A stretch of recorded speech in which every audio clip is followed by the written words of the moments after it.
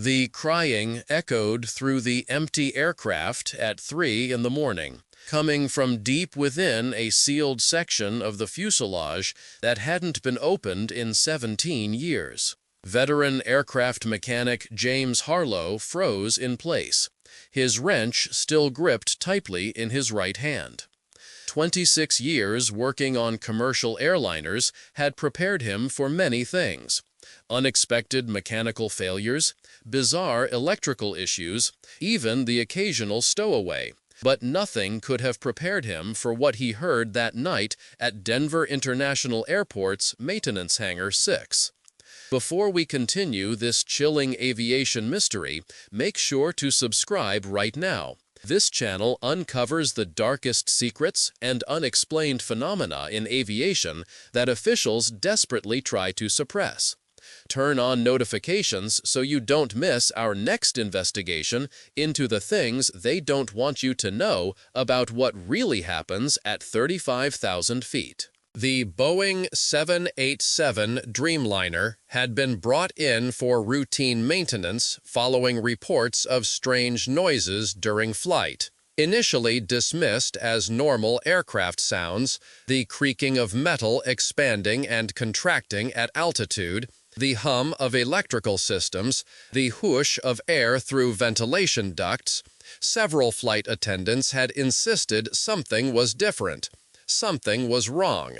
The aircraft, registered as N817BA and nicknamed Pacific Princess by the crew, had been flying primarily trans-Pacific routes for almost 8 years without incident. But over the past 3 weeks, 5 separate crew members had filed unusual occurrence reports mentioning crying sounds from beneath the cabin floor during night flights. It started about 40 minutes after reaching cruising altitude, flight attendant Sarah Chen reported. At first, I thought it was a passenger's device playing a video or something. But when I walked the cabin to investigate, the sound seemed to move with me, always coming from below. It sounded exactly like an infant crying, but muffled, as if coming through walls. Maintenance crews had inspected the aircraft 3 times already, finding nothing unusual in the cargo hold, avionics bay, or any accessible area of the lower fuselage. Electronic systems were tested, interior panels removed and replaced. Even the air circulation system was completely overhauled. Each time, the aircraft was returned to service, and each time, the sounds eventually returned. James had volunteered to stay overnight with the aircraft. As the senior technician with specialized training in the 787's composite structure, he thought perhaps there was a unique acoustic property of the carbon fiber fuselage that might be creating the illusion of human sounds from mechanical sources. His theory was that certain frequencies of standard aircraft noises might be resonating through the composite material differently than in traditional aluminum aircraft. It seemed plausible enough to warrant an all-night observation. What he never expected was for the crying to begin at 3:17 a.m. in a completely powered-down aircraft sitting motionless in a sealed hangar. James's heart raced as he stood perfectly still, straining to confirm what he was hearing. The sound was unmistakable, the high-pitched wail of an infant in distress, coming from somewhere beneath the midsection of the cabin floor, between rows 23 and 27.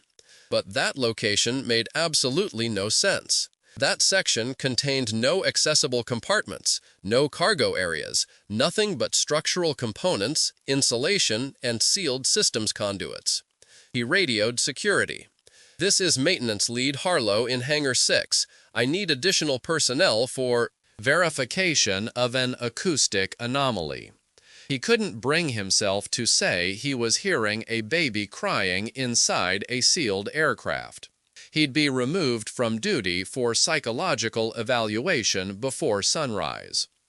2 security officers arrived 15 minutes later. By then, the crying had stopped, but James had managed to record 2 minutes of the sound on his phone. He played it for them. The unmistakable wailing of an infant, occasionally punctuated by what sounded like hiccuping sobs. Officer Ramon Martinez visibly paled upon hearing the recording. "We need to open up that section of the floor, now." "That's not possible," James explained. "This isn't like opening a panel. That entire section is structural composite.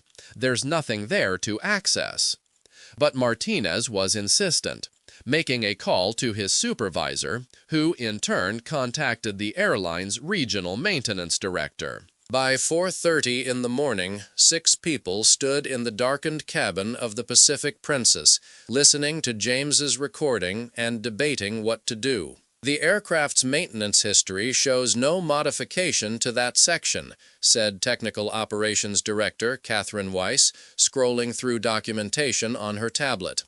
"There's simply no space there large enough to—" She was interrupted by the sound. Live, undeniable, and louder than before. The crying had resumed, clearly emanating from beneath their feet.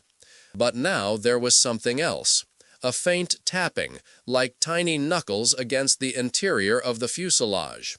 Everyone fell silent, their faces illuminated only by the emergency lighting and the glow of Catherine's tablet. No one wanted to be the first to suggest the impossible. "We need specialized equipment," James finally said, breaking the heavy silence. "Ground-penetrating radar, thermal imaging. Whatever we do, we can't just start cutting into the primary structure of a $150 million aircraft based on this." But the crying continued, occasionally rising to a desperate pitch before falling to whimpering sobs. It was becoming increasingly difficult to maintain the pretense that there might be a rational explanation. Catherine made a call, exercising emergency authority to bring in equipment normally used for structural inspection after suspected lightning strikes or bird impacts. By 6 o'clock, as the first hints of dawn appeared through the hangar's high windows, a technician named Robert Kwan arrived with what looked like a portable ultrasound machine.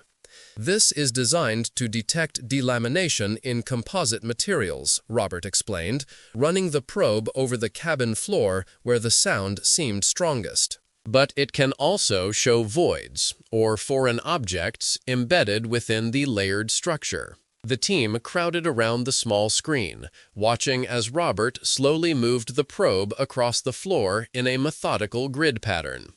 For the first several minutes, everything appeared normal.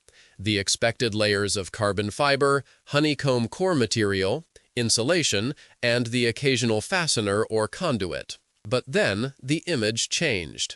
Robert froze, adjusting the machine's settings to enhance the contrast. "That's not possible," he whispered. On the screen was what appeared to be a small enclosed space approximately 20 inches by 30 inches in size, embedded within the structure of the aircraft. And within that space, there was movement. "We need to cut into this aircraft right now," Catherine said, her voice shaking slightly. "Get me a composite repair team and proper cutting equipment." This is now a potential rescue operation. While they waited for these specialized tools to arrive, the team debated theories. Perhaps an animal had somehow become trapped during construction? But the aircraft had been flying for 8 years. No animal could survive that long. A mechanical device with a failing battery causing vibration that sounded like crying? But the movement detected by the scanner couldn't be explained by that. No one dared voice what they were all thinking, that somehow, impossibly, there might be a living human infant sealed within the structure of an aircraft that had logged over 7,000 flights. The specialized cutting equipment arrived at 7:30 a.m., along with airline executives, FAA representatives, and first responders standing by. The area had been cordoned off, with only essential personnel allowed near the aircraft.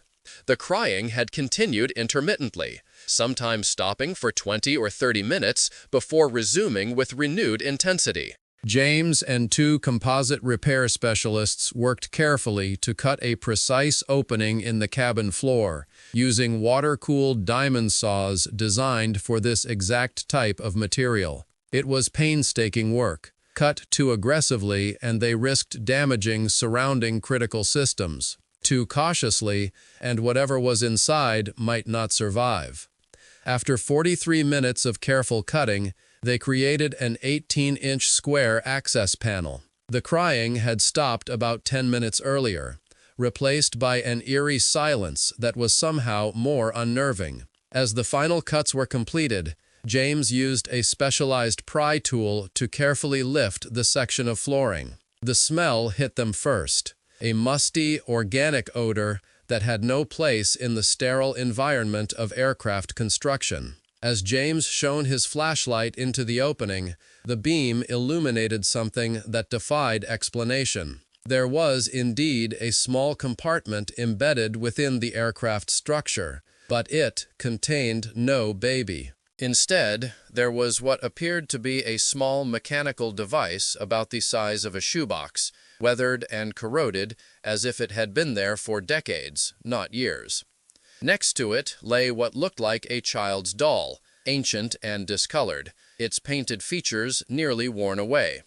And on the interior wall of the compartment, visible in the beam of the flashlight, were dozens of small handprints that appeared to be made in blood. James recoiled, nearly dropping his flashlight. Catherine pushed forward to look, then stepped back quickly, covering her mouth. One of the composite specialists actually turned and walked away, refusing to look further. "Get the authorities here now," Catherine managed to say through trembling lips. This is not a maintenance issue anymore." Within an hour, the hangar was filled with law enforcement, including FBI agents specializing in unusual cases. The small compartment was methodically photographed, scanned, and eventually the device and doll were carefully removed for analysis.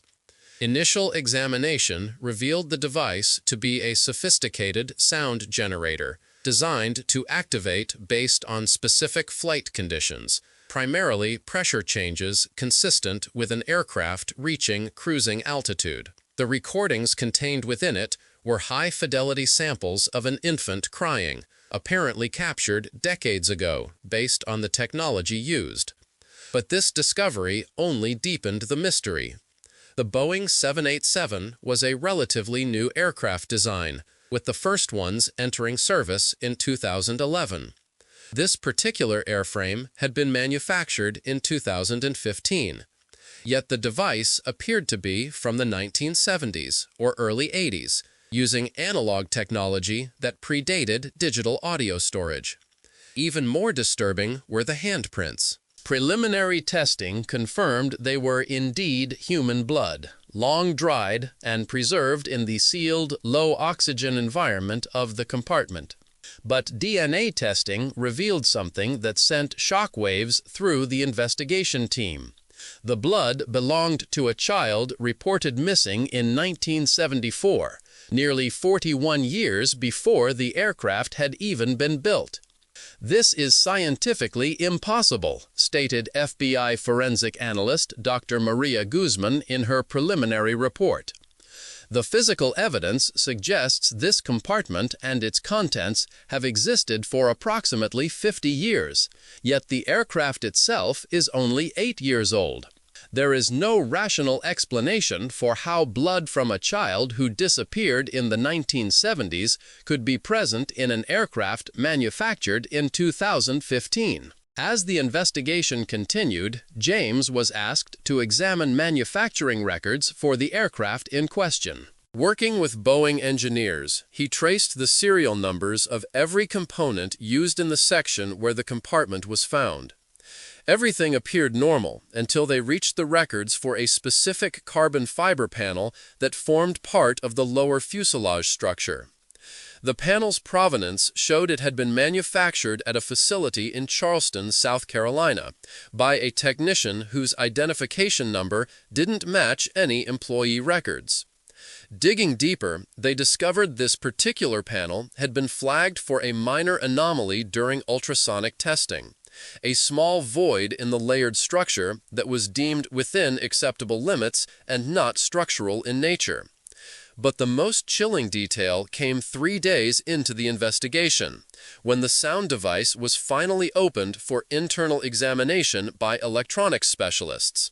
Inside, they found a small metal plate with an inscription, "For Annie.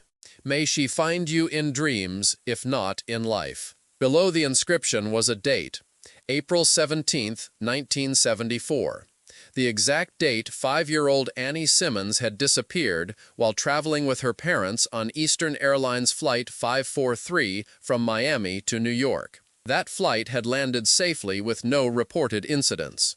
The child had simply vanished during the flight, with no trace ever found despite an extensive investigation. Her case had become one of aviation's most baffling mysteries, eventually attributed to the possibility that she had somehow exited the aircraft unnoticed during a ground stop in Atlanta and subsequently been abducted. But now, her blood was somehow present in an aircraft manufactured 41 years after her disappearance, sealed within a compartment that couldn't possibly exist within the engineering specifications of the Boeing 787. The investigation took an even darker turn when the airline's records revealed that Pacific Princess had, on 3 separate occasions, flown the exact same route as Eastern Airlines Flight 543 from 50 years earlier, including the same ground stop in Atlanta. And on each of those 3 flights, the crying had been reported by crew members. As the technical aspects of the investigation continued, James found himself increasingly unable to sleep. The mechanical explanation, that someone had somehow embedded this bizarre shrine within the aircraft during construction, didn't satisfy the most troubling questions. How had the blood remained viable for DNA testing after 50 years? How had the handprints remained so clearly defined, looking almost fresh when discovered? And most disturbing of all, why had the crying only been heard on flights that matched the route where Annie had disappeared? 1 week after the discovery, James was called back to the investigation team's temporary headquarters. The aircraft remained grounded, now surrounded by a temporary structure to shield it from public view and media curiosity. Though no details had been officially released, rumors had begun to circulate among airline staff about the crying baby plane, prompting the airline to issue a statement about routine structural inspections following acoustic anomalies. "We've found something else," said FBI agent Daniel Mosley, leading James through a security checkpoint and back to the aircraft. "Something we can't explain with any technology we're familiar with." The access panel in the cabin floor had been enlarged, allowing easier examination of the compartment.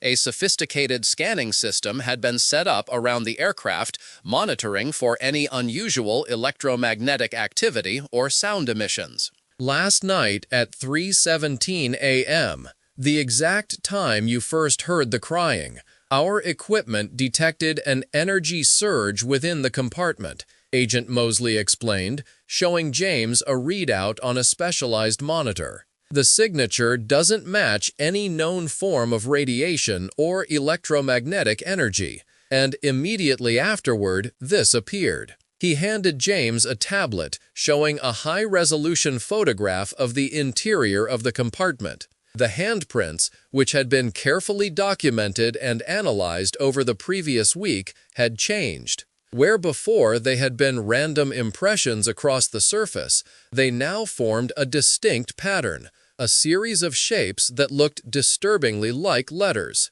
"Daddy." James felt his blood run cold. This wasn't like this before? Confirmed by multiple team members and prior photography, Agent Mosley replied. The pattern changed sometime between 2 a.m. and 4 a.m. this morning. "And there's something else." He hesitated, seeming reluctant to continue. "What?" James pressed. The DNA results came back with a more detailed analysis. The blood is definitely Annie Simmons, but the age of the blood, the actual biological age based on cellular degradation, is less than 72 hours old. James struggled to process this information. "That's not possible. She disappeared 50 years ago." Even if she were alive today, she'd be in her mid-50s. Exactly, Agent Mosley said quietly. Which is why I wanted you specifically to hear this next part. You're the one who heard it first, and you have no connection to the case that might bias your perception. He led James to a small room adjacent to the hangar, where several pieces of sophisticated audio equipment had been set up. A technician nodded as they entered, adjusting several settings on a control panel. We've had sensitive microphones in the compartment for the past 72 hours, Mosley explained. Most of the time, there's nothing. But occasionally, we get very faint vocalizations that the computer is enhancing to audible levels. He nodded to the technician, who pressed a button. At first, James heard nothing but soft static. Then, barely perceptible, a child's voice. "Daddy, why did you leave me on the plane?" The voice was faint, distant, as if coming from very far away, or perhaps from long ago.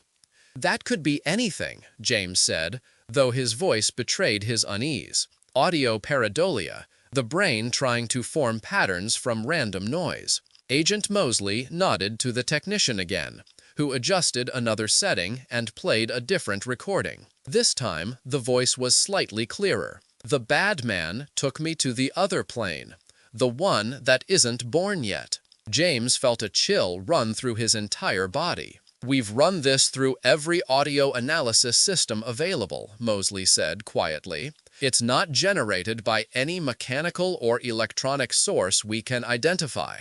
The voice pattern matches home recordings of Annie Simmons provided by her family. "What does 'the one that isn't born yet' mean?" James asked, knowing there was no rational answer. "We think," Agent Mosley hesitated, "based on everything we've found, we think she might be referring to this aircraft, an aircraft that wouldn't exist until 41 years after she disappeared." The implications were too bizarre, too terrifying to fully comprehend. James had spent his entire career in the rational world of aviation maintenance, where every problem had a logical solution, where the laws of physics were immutable and reliable. "There's one more thing you should know," Agent Mosley said, lowering his voice. "Annie's father was a maintenance engineer for Eastern Airlines. His name was James Harlow." James felt as if the floor had dropped out from beneath him. That's my name." "Yes, and according to records, he was working a shift the night his daughter disappeared. He was the one who checked the aircraft before that specific flight. He maintained for the rest of his life that he had searched every inch of that aircraft, and his daughter had not been on board when it departed." "Are you suggesting I'm somehow related to this case? That's absurd. It's just a coincidence." "Probably," Agent Mosley agreed. "But in an investigation this unusual, we have to consider every possibility, no matter how far-fetched." That night, James couldn't sleep. The revelation about sharing a name with Annie's father had disturbed him more than he wanted to admit. He found himself researching the original disappearance case, reading news articles from 1974, studying the grainy black-and-white photographs of a smiling 5-year-old girl who had simply vanished from an airplane in flight. At 2:30 in the morning, his phone rang. Agent Mosley, requesting he come to the hangar immediately. Something had changed. When James arrived, the atmosphere at the investigation site was tense. Multiple agents and technical specialists moved purposefully around the aircraft, and the security presence had been doubled. The energy readings spiked again, Agent Mosley explained, leading James quickly through the security checkpoint. But this time, they didn't fade, and the compartment, it's changing. Inside the aircraft, the access panel in the floor had been further enlarged, now nearly 3 feet square. As James approached and looked down into the opening, he gasped. The compartment was no longer the small, confined space they had discovered a week earlier. It appeared to be expanding, The interior dimensions now far larger than should have been physically possible within the constraints of the aircraft's structure. The handprints on the walls had multiplied, now covering nearly every surface, and the message had changed. "Daddy, help me, time wrong." Most disturbing of all, the doll they had removed days earlier for analysis was back in the compartment, though the evidence logs confirmed it remained secured in the FBI laboratory 20 miles away. "This defies every known law of physics," whispered a scientist James didn't recognize, taking readings with a handheld device at the edge of the opening. "We need to seal this aircraft and move it to a secure facility," another agent was saying into a phone. "This is beyond our current protocols." As the team debated next steps, a sudden silence fell over the hangar. The background hum of equipment, the murmur of conversations, even the distant sounds of airport operations outside seemed to fade away, replaced by a heavy, expectant stillness. Then from within the compartment came the crying, louder, clearer than ever before. But this time it was accompanied by words, audible to everyone present. "Daddy, why did you put me in the wrong time?" James felt something pull him toward the opening, not a physical force, but an overwhelming compulsion he couldn't resist. Before anyone could stop him, he was kneeling at the edge, peering down into the impossibly expanded space. "Hello?" he called, his voice echoing strangely in the altered acoustics of the compartment. The crying stopped abruptly. For several seconds, there was complete silence. Then a small voice responded. "Daddy, you came back?"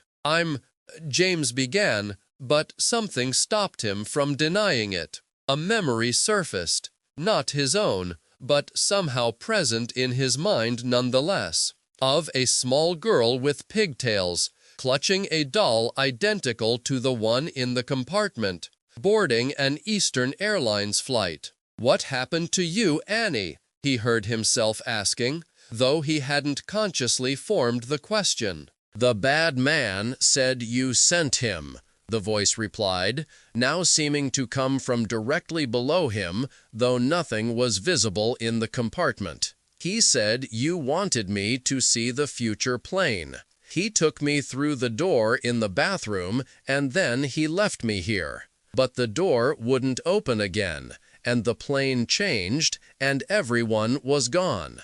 James looked up at Agent Mosley, who was recording everything on a small device. The agent's face had gone pale. "We need to get a search team in there," Mosley said quietly. "There's nothing to search," replied the scientist with the handheld device.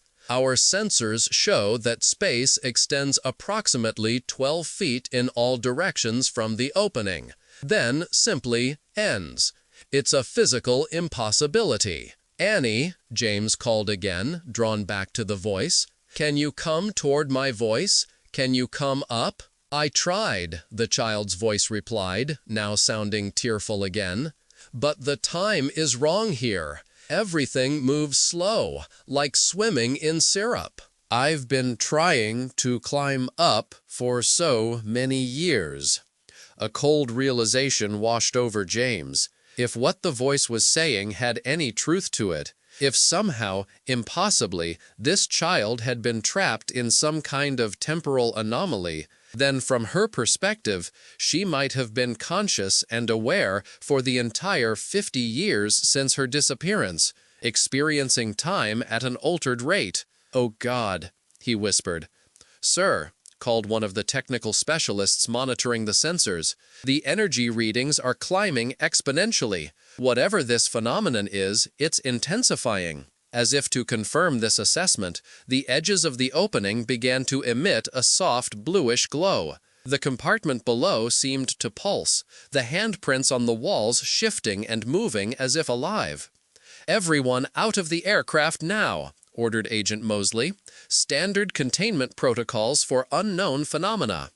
But James couldn't move. The voice, Annie's voice, was calling to him, using his name. begging him not to leave her again. And those implanted memories continued to surface, memories of a life he had never lived, as a father in the 1970s, kissing his daughter goodbye before her flight, promising to see her in New York. "James, we need to evacuate," Agent Mosley said firmly, grasping his shoulder. "I can't leave her," James replied, surprised by the emotional crack in his voice. "Not again." Before Mosley could restrain him, James leaned forward and extended his arm into the glowing opening, reaching into the impossible space below. "Annie, take my hand if you can." The temperature around the opening plummeted suddenly, frost forming on the exposed edges of the composite material and on James's extended arm.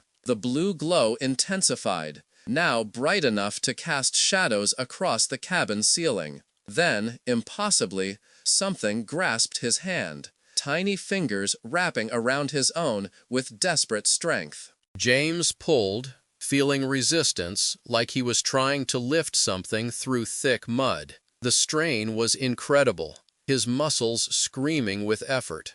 Just as he thought he couldn't hold on any longer, the resistance gave way suddenly, and he fell backward onto the cabin floor. In his arms was a small child, a girl of about 5, wearing a 1970s-style dress, her hair in pigtails tied with blue ribbons.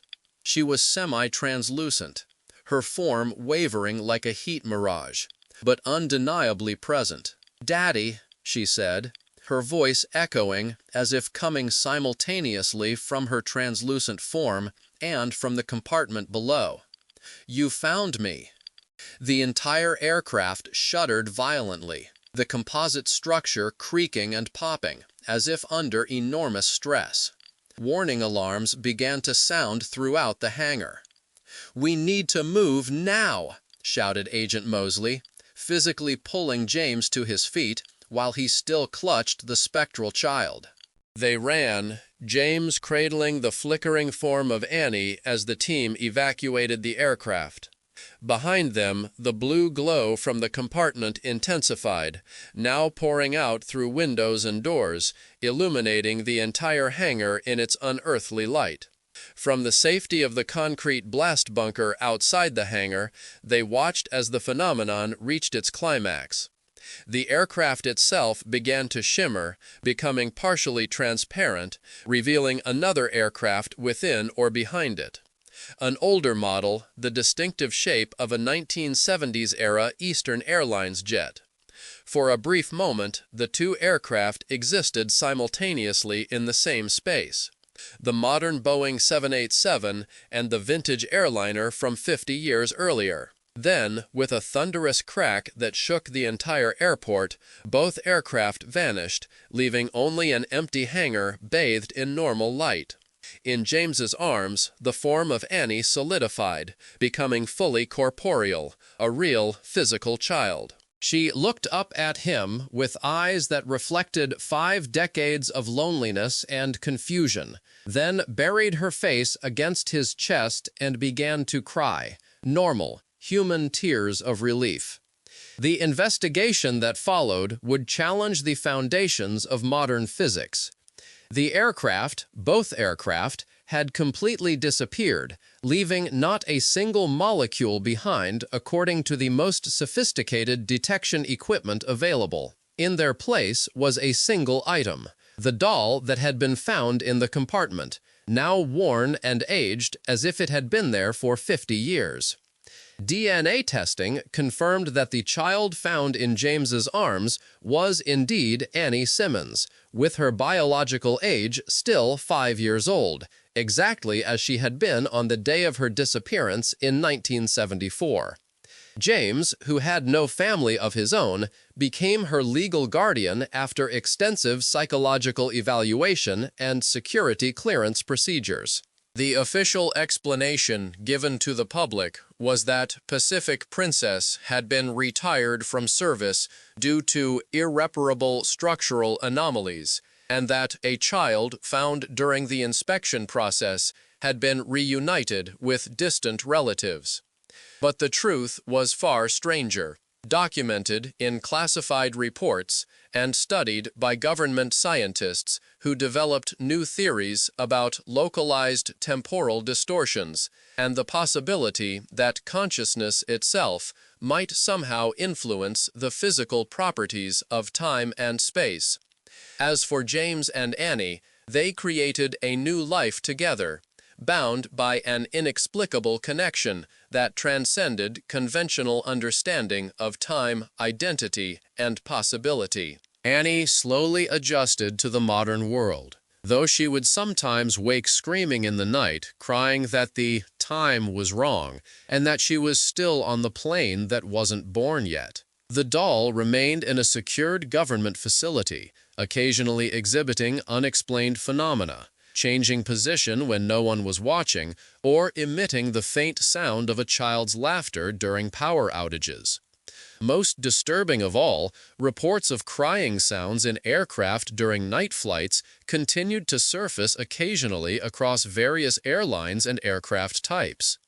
In each case, the sounds were reported to originate from sealed, inaccessible areas of the fuselage, areas that, according to engineering specifications, should not exist.